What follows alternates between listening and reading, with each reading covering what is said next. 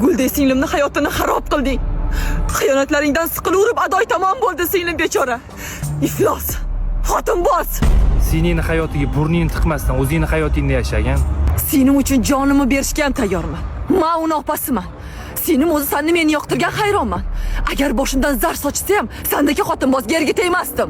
To'g'risini aytsam, seningni ko'nglim yo'q. Men ham xuddi senga o'xshab adashganman.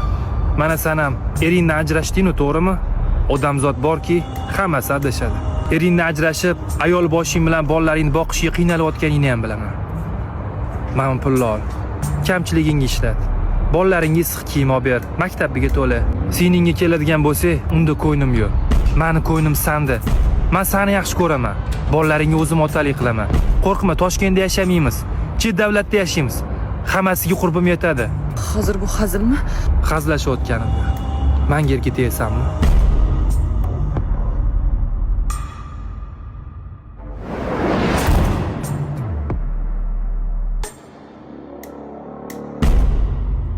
Besh minut oldin sening uchun jonim berishga tayyorman deyotding. Qo'lingga $500 pul berib erlik qilaman desam, o'zingni menga baxshida qo'yarding-ku. Naqadar arzon odamsan. Qani menga aytchi. Pulga sotilmagan yana nima qoldi?